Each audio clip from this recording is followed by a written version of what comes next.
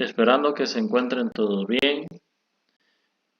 En este momento nos vamos a disponer a estudiar lo que es la conferencia relacionada al centro intelectual.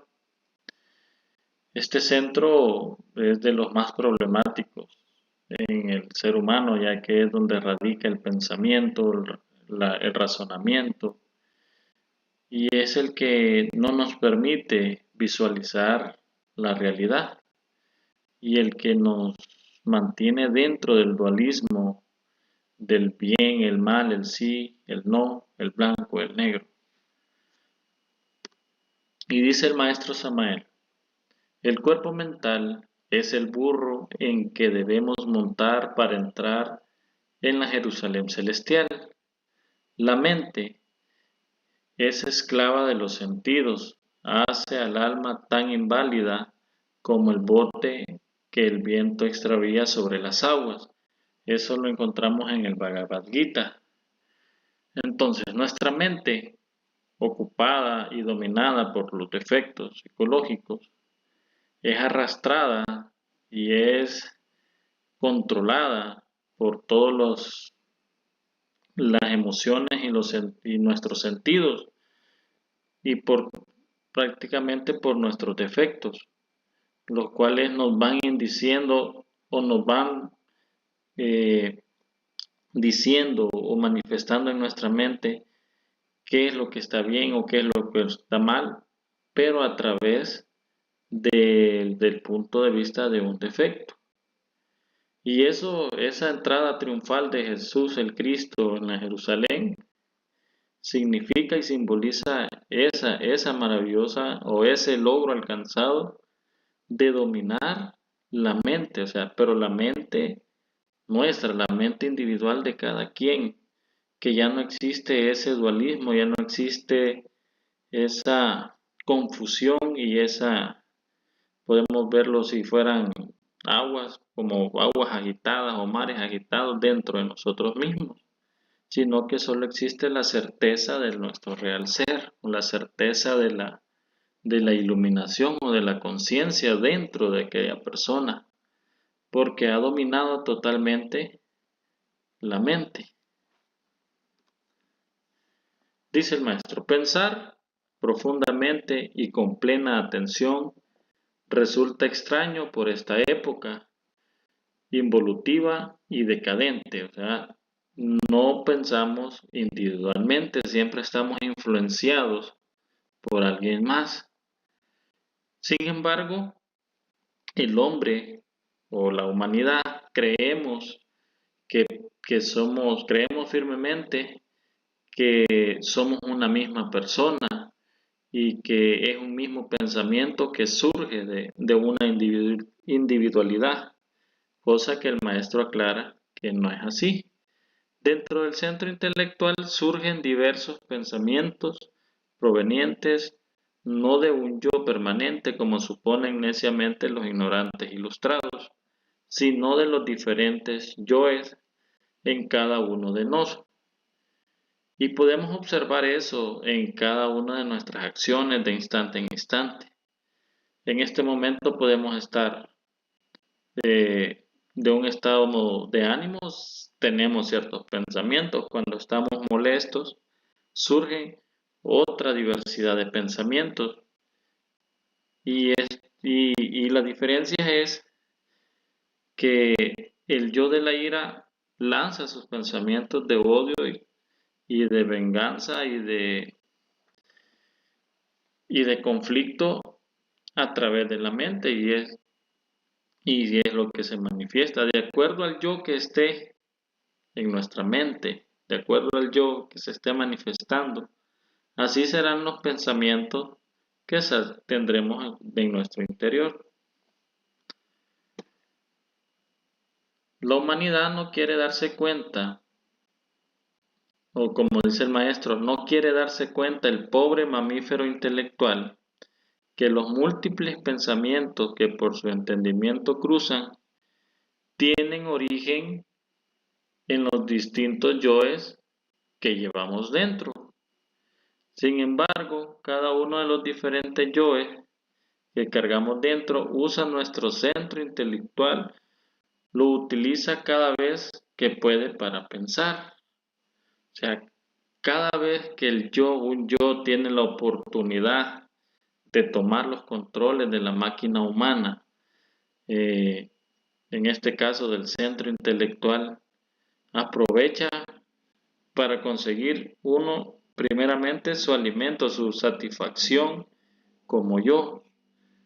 La lujuria busca pornografía, la ira busca discutir, la, la envidia pues se alimenta ahí del mal ajeno, entonces así sucesivamente. Y es por eso que tenemos una gran variedad de pensamientos y no tenemos una individualidad. Obviamente, dice el maestro, este o aquel pensamiento negativo proviene de cualquier yo que en un momento dado ha usado abusivamente nuestro centro intelectual.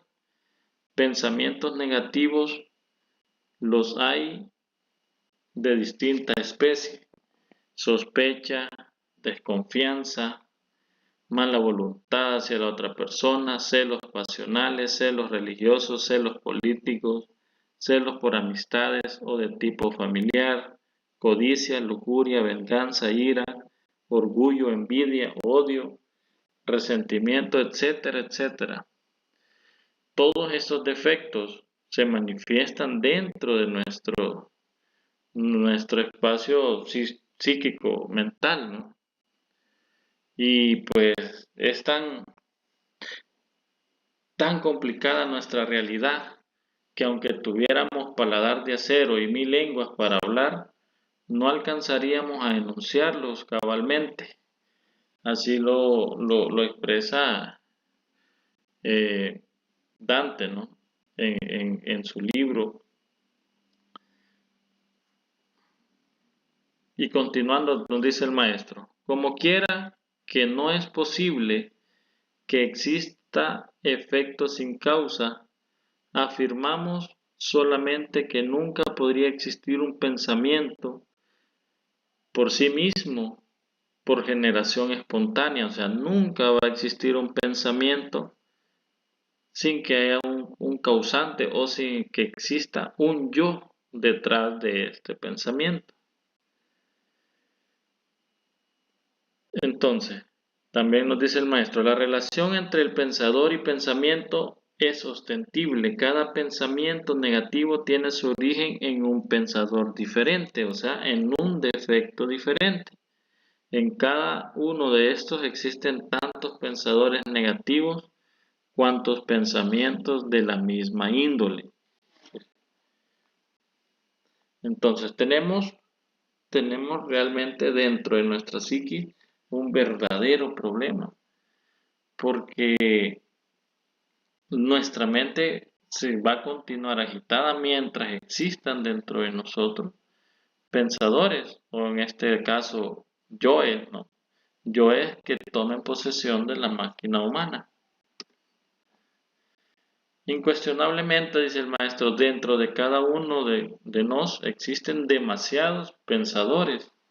Sin embargo, cada uno de estos, a pesar de ser tan solo parte, se cree el todo en un momento dado. O sea, a pesar que son una fracción de la cantidad de yoes que existen dentro de cada ser humano, cuando éste se está manifestando se cree único, este, se cree absoluto. Entonces, cosa que viene y engaña, ¿no?, a la humanidad, porque ese sentir de individualidad o ese sentir de ser único también lo transmite y nosotros creemos eso.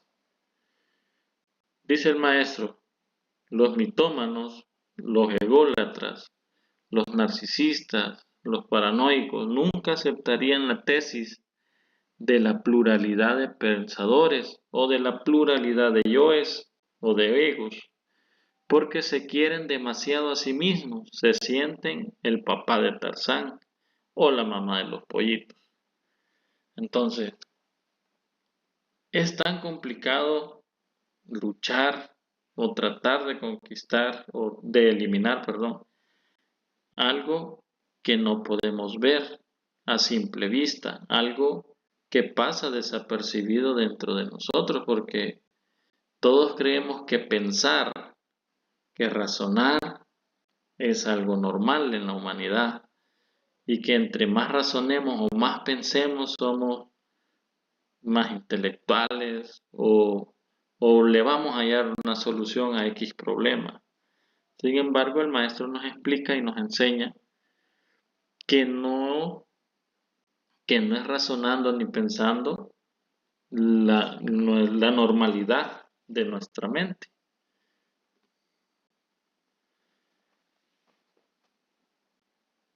¿Cómo podrían tales gentes anormales aceptar la idea de que no poseen una mente individual, genial y maravillosa? Esto hablando de esta pregunta viene relacionada con lo que le veíamos anteriormente, con los mitómanos, ególatras y narcisistas. Cómo toda esta gente, como normalmente conocemos, ¿no?, elevada, podemos decir, jamás aceptarían que, que la idea de que no poseen una sola mente, que no son un solo individuo dentro de sí. Sin embargo, dice el maestro, tales sabiondos piensan de sí mismos lo mejor y hasta se visten con la túnica de Aristipo para demostrar sabiduría y humildad. ¿A qué viene esto? O sea, los grandes pensadores, las grandes gentes eh, que presumen virtudes, que presumen individualidad en todos los aspectos, tanto eh, en los, en los aspectos intelectuales, religiosos, existe este tipo de personas. Entonces, hay una historia, ¿no?, de este personaje, Aristipo, que cuenta por ahí la de los siglos, eh, leyenda de los siglos, que Aristipo, queriendo demostrar sabiduría y humildad, se vistió con una vieja túnica llena de remiendos y agujeros, empuñó con la diestra el bastón de la filosofía y se fue por las calles de Atenas, o sea, para que la gente viera como que, bueno, para aparentar ante la sociedad o ante las personas sabiduría y humildad. Sin embargo, dicen que cuando Sócrates le vio venir, exclamó con gran voz: «Oh Aristipo, se ve tu vanidad a través de los agujeros de tu vestidura, porque no es en la forma de vestirnos o en la forma de andar como se demuestra la sabiduría o la humildad de cada uno de nosotros». O sea, es como que nosotros quisiéramos aparentar piedad ante las personas y enfrente de la gente somos de una forma, pero en nuestro interior y nuestra mente nos dice otra, o en otras donde las personas que no nos conocen actuamos de otra forma. Entonces, así es, así son los yoes, solo son pantalla, son una falsedad que existe dentro de nosotros mismos. Y nos dice el maestro, quien no vive siempre en estado de alerta novedad, o sea, en autoobservación, en alerta percepción, pensando que qué está pensando, se identifica fácilmente con cualquier pensamiento negativo. O sea, si no estamos atentos a nuestros pensamientos, automáticamente o fácilmente podemos caer en el engaño de los pensamientos negativos. Cuanto más nos identificamos con un pensamiento negativo, tanto más esclavos seremos del correspondiente yo que le caracteriza. Y pongamos un ejemplo de celos. Cuando el yo de los celos toma parte, ¿no?, de la máquina humana, empieza con una canción intelectual o una canción psicológica de todos los males o de todo lo herido que se siente, porque según el yo lo están traicionando. ¿Y qué pasa al recaer y recaer en esa misma escena o en ese mismo yo? Este se va robusteciendo y va tomando mucho más fuerza con la que inició, porque al principio tal vez fue una pizca de celos, pero ya después pasa a escenas dramáticas, puede llegar incluso hasta cometer, ¿no?, lo que es un homicidio por causa de celos. Entonces, esa es la gravedad de no autoobservarse, de no estar pendiente de uno mismo, que los yoes van creciendo, van creciendo. Es lo mismo con los yoes de los vicios. O sea, empieza, por ejemplo, con un cigarrillo, empieza con una copa. Entonces, luego esa copa se convierte en 2, en 3, y así sucesivamente, hasta que está la persona hundida dentro de ese vicio. Y todo empezó con una pequeña identificación, todo empezó con algo mínimo, ¿no? Entonces, así son todos los defectos. A medida se van manifestando y no los observamos y no los detectamos para eliminarlos, van creciendo y se van robusteciendo cada vez más y los vamos haciendo, nos vamos, normalizando dentro de nosotros. Uno a llegar al punto de defender bajo aquellas frases tan icónicas que tiene uno, que yo así soy, o esta es mi personalidad. Entonces, por eso es importante la autoobservación de sí. Dice el maestro, con respecto a la gnosis, al camino secreto, al trabajo sobre sí mismos, nuestras tentaciones particulares se encuentran precisamente en los yoes, que odian la gnosis, el trabajo esotérico, porque no ignoran que su existencia dentro de nuestra psiquis está mortalmente amenazada por la gnosis y por el trabajo. La energía psíquica de los yoes o los yoes en sí no ignoran que dentro del conocimiento gnóstico sus están sentenciados a muerte.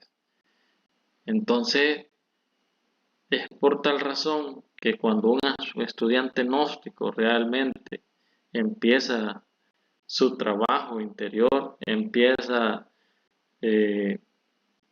su autoobservación, su meditación, se intensifica y empieza a progresar y a poner en práctica todo lo que el maestro nos ha dejado, la vida no se hace más fácil, la vida se hace más complicada, se hace mucho más difícil de lo que ya es, porque los yoes empiezan a bombardear, empiezan a querer alejar a aquel estudiante o aquel adepto de este conocimiento, y todo es porque los yoes no ignoran que están en riesgo de desaparecer. Dice el maestro, esos yoes negativos y pendencieros se apoderan fácilmente de ciertos rollos mentales almacenados en nuestro centro intelectual y originan secuencialmente corrientes mentales nocivas y perjudiciales. O sea, los yoes toman pensamientos, toman escenas, arman sus novelas, arman todo tipo de cuestiones dentro de nosotros mismos. Y todo es con la finalidad de distraernos y sumergirnos dentro de la ilusión de este mundo. O sea, todo va encadenado a eso, todo va enfocado a esa situación y es a lo que se enfrenta el estudiantado gnóstico, a luchar contra toda la naturaleza, contra toda la normalidad de, si le puede llamar así, de este mundo, ¿no?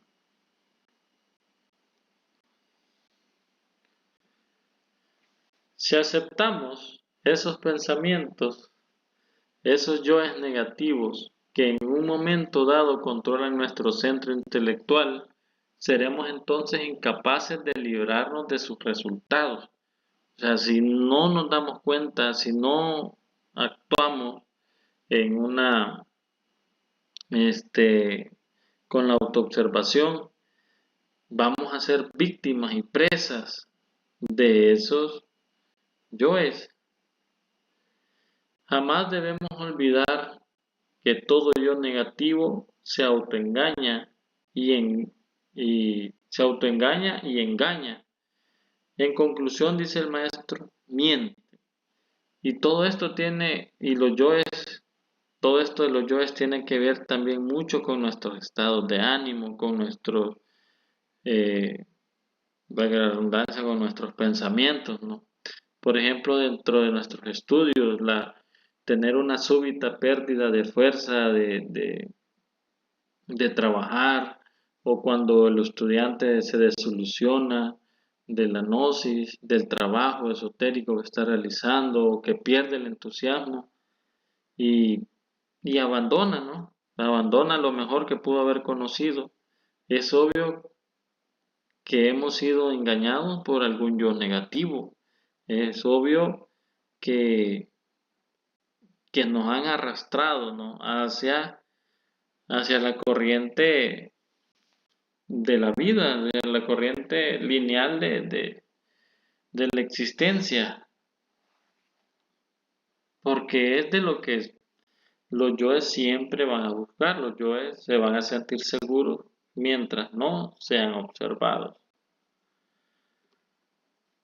Nos dice el maestro, el yo negativo del adulterio aniquila los nobles hogares y hace desgraciado a los hijos.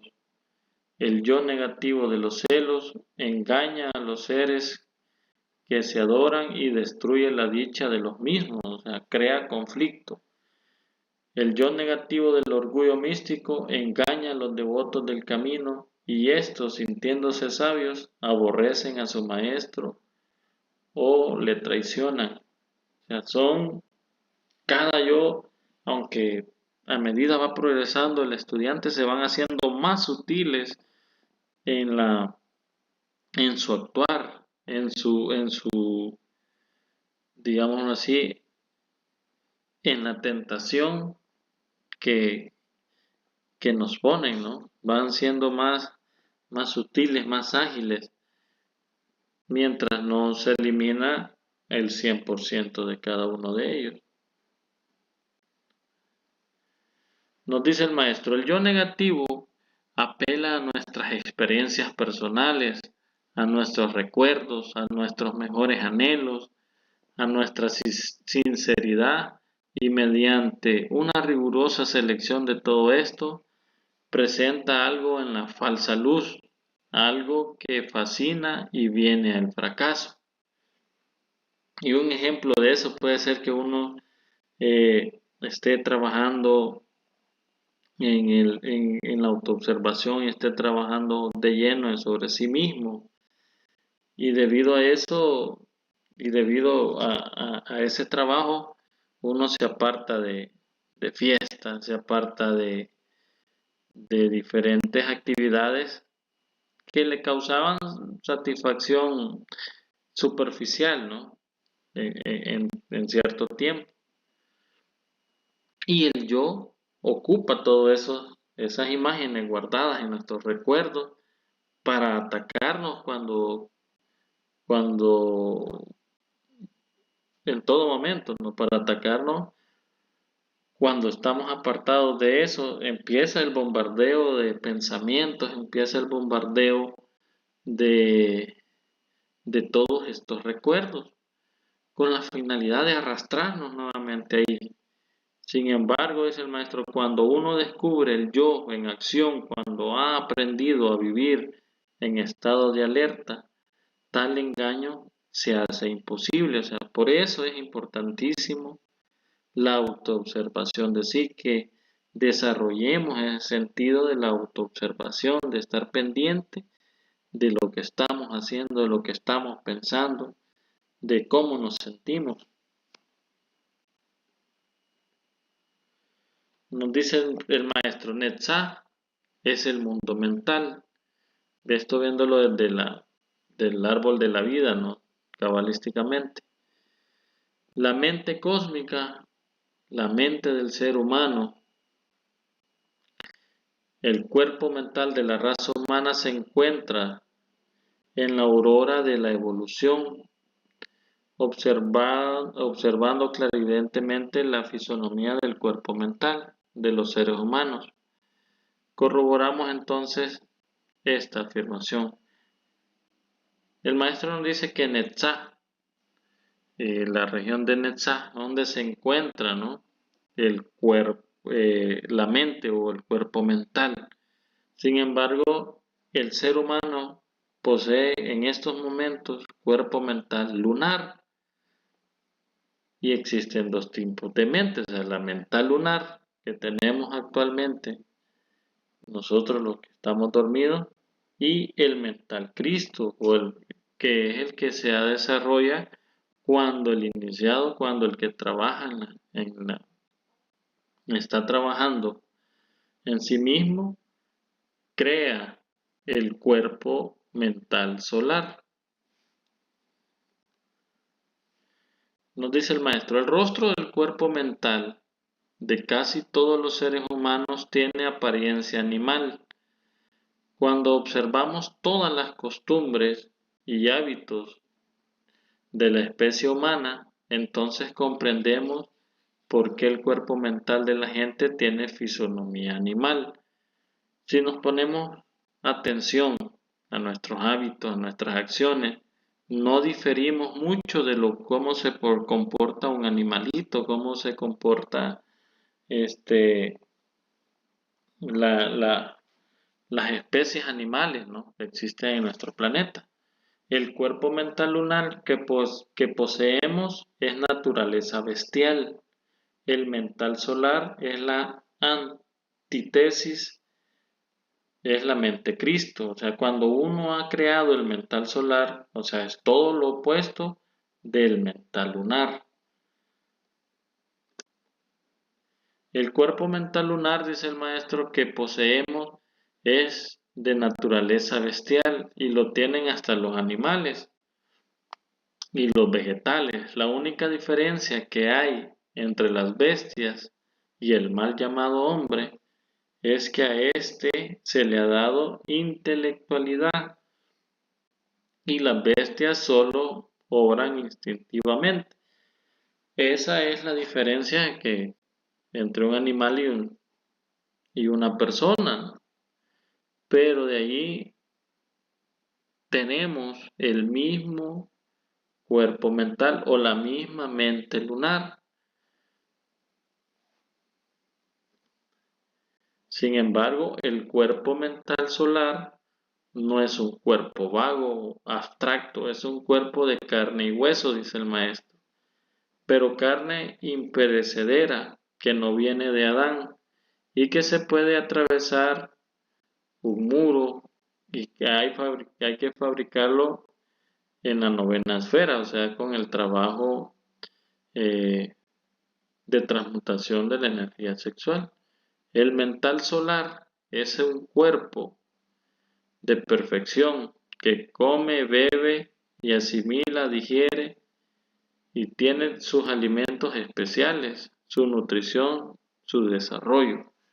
Entonces, El cuerpo mental, el cuerpo solar, eh, mental solar, está relacionado con la cuarta iniciación de los misterios mayores.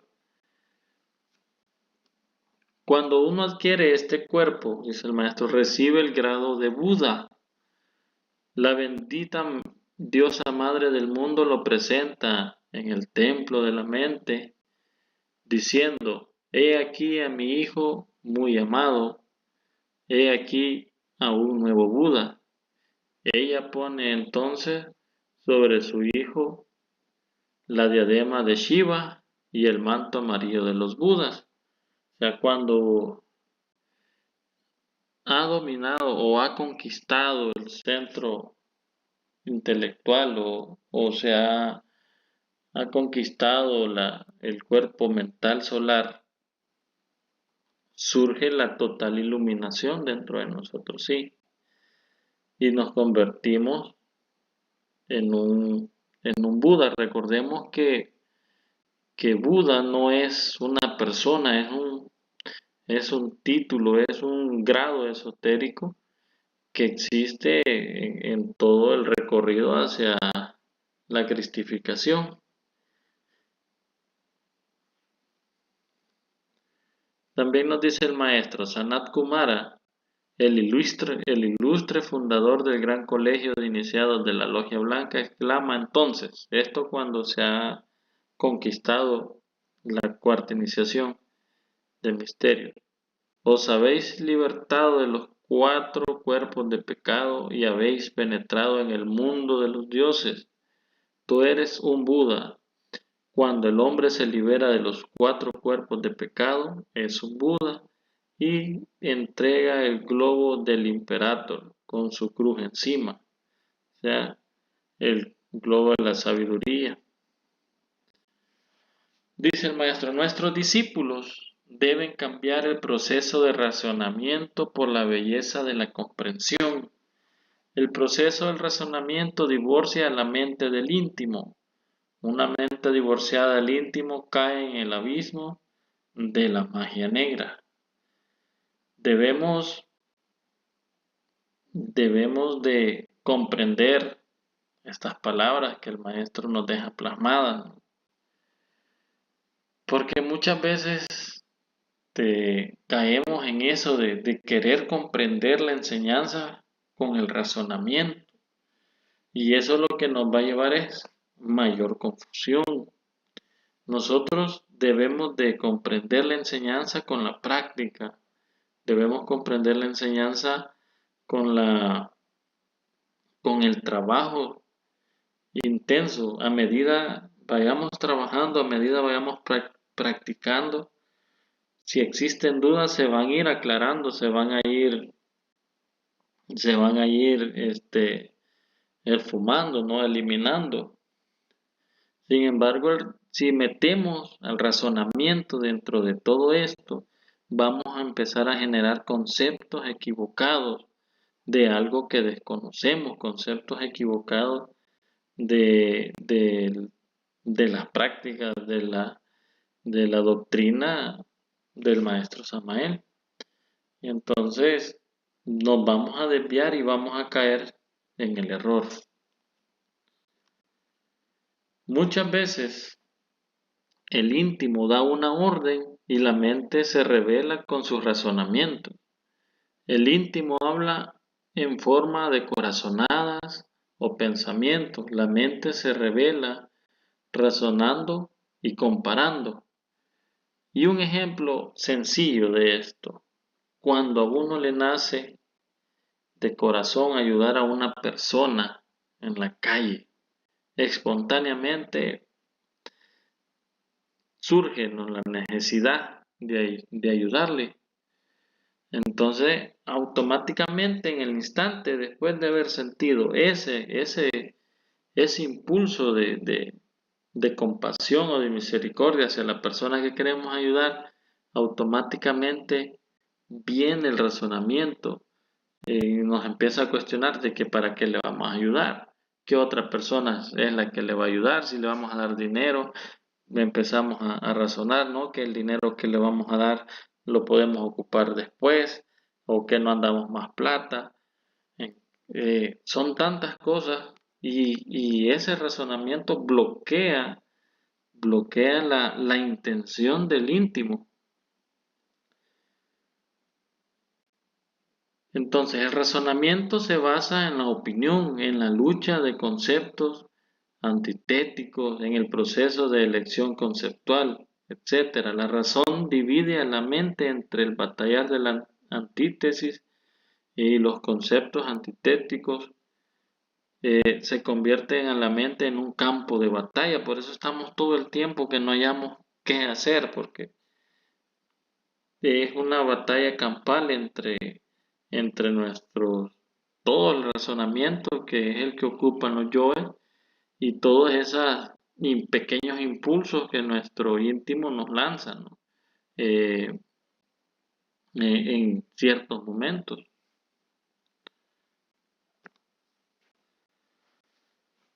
Dice el maestro, los seres más torpes y pasionarios que existen sobre la tierra son precisamente los grandes razonadores intelectuales. El intelectual, por falta de un punto o una coma, pierde el sentido de una oración, o sea, quieren todo a la perfección, todo que no puede haber un pequeño error porque eso puede destruir una gran obra, puede destruir toda una enseñanza. Es por eso que el intelectualismo no cabe dentro de la enseñanza, no cabe dentro de las enseñanzas del venerable maestro, porque la enseñanza debe vivirse y debe discernirse intuitivamente por medio de la práctica, por medio de la meditación. Es 100% práctica la enseñanza del maestro.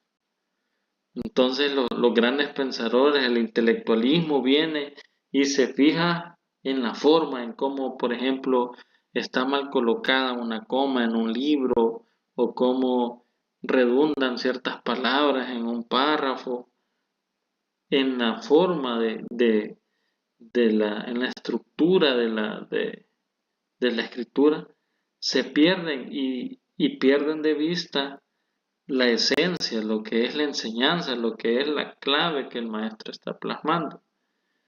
El intuitivo sabe leer donde el maestro no escribe y escuchar donde el maestro no habla. O sea, debemos aprender a ser intuitivos, debemos de ser atentos, ¿no?, a nuestro real ser. Y el razonador, dice el maestro, es totalmente esclavo de los sentidos externos y su alma está inválida como el bote que el viento extravía sobre las aguas. Así está nuestra mente cada vez que razonamos, así está, lo mueven las aguas y los vientos para donde quieren sin poder hacer nada. Los razonadores espiritualistas son los seres más infelices que existen sobre la tierra. Tienen la mente totalmente atiborrada de teorías y más teorías y sufren horriblemente al no poder realizar nada de lo que han leído.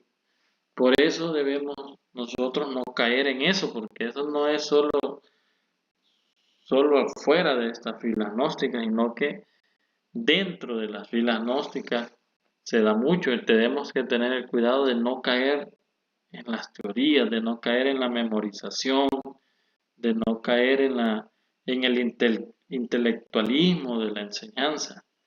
Debemos buscar siempre la práctica, la comprensión, debemos la actividad, ¿no?, movernos y estar constantemente realizando lo que el maestro nos enseña, la teoría.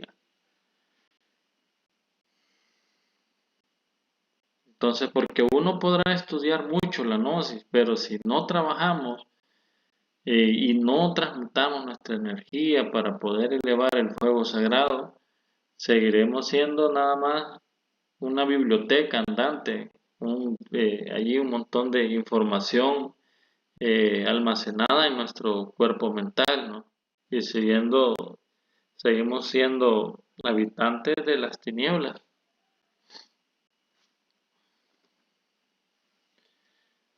Nos dice el maestro, hay que acabar con los razonamientos y despertar la intuición. Solo así podemos aprender la verdadera sabiduría de Dios. Solo así queda la mente en manos del íntimo.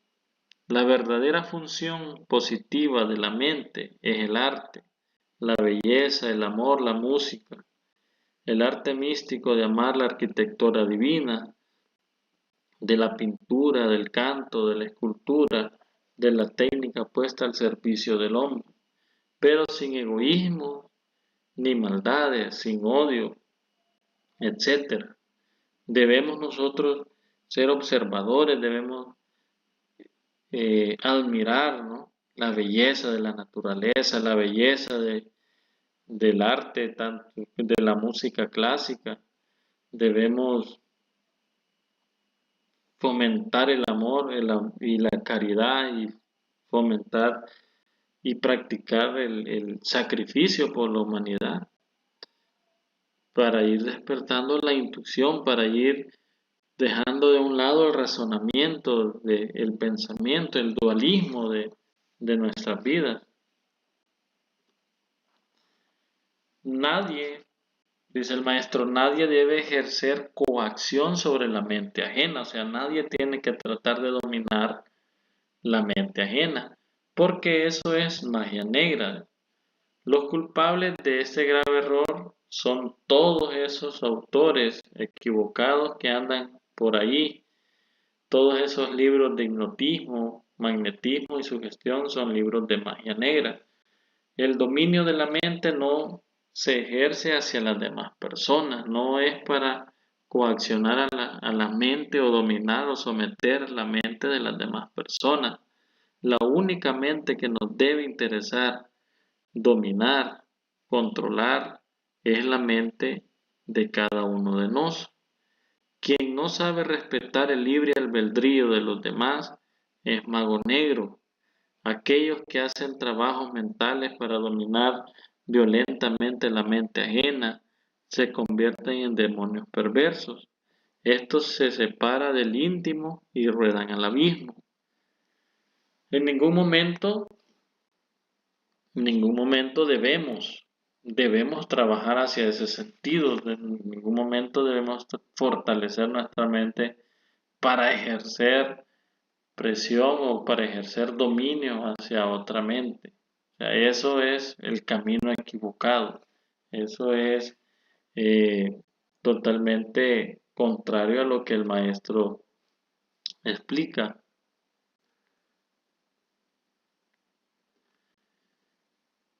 Debemos, dice el maestro, libertar la mente de toda clase de preconceptos, deseos, temores, odios, escuela, etcétera. Todos esos defectos son trabas que anclan la mente a los sentidos externos. Hay que cambiar el proceso del razonamiento por la cualidad del discernimiento. El discernimiento es la percepción directa de la verdad sin el proceso del razonamiento. Es aquello que surge de la intuición, que surge de nuestra conciencia. ¿Cómo podemos ejemplificar esto del discernimiento? Es aquello que muchas veces sabemos sin haberlo aprendido de alguien más. Simplemente surge espontáneamente. Ese es un discernimiento, esa es una intuición. Entonces debemos inclinarnos o debemos trabajar hacia ese discernimiento y ir borrando la mala práctica del razonamiento. El discernimiento es comprensión sin necesidad de razonamiento. Debemos cambiar el proceso de razonamiento por la belleza de la comprensión. La mente debe volverse completamente infantil, debe convertirse en un niño lleno de belleza. Por eso dicen las Escrituras, ¿no? Las Sagradas Escrituras, y lo dijo el Maestro Jesús, que todo aquel que no fuese como un niño no podría entrar al reino de los cielos. Entonces, porque necesitamos recuperar, necesitamos eh, reconquistar nuestra condición de niño, nuestra mente de niño, donde no existen prejuicios, donde no existe dualismo, donde no existe maldad. A eso se refiere, ¿no? La humanidad, normalmente uno puede decir, no, pero es que un niño es inocente, que no sabe nada, simplemente porque no puede expresarse, un bebé no puede expresarse. Por eso creemos que es alguien incapaz. Sin embargo, un niño tiene muchísima más inteligencia que un adulto, muchísima más conciencia que un adulto. Entonces, debemos las prácticas que el maestro nos enseña y todo lo que los grandes mensajeros han venido a enseñar a este mundo, a esta humanidad, es la necesidad de volvernos como niños, de volvernos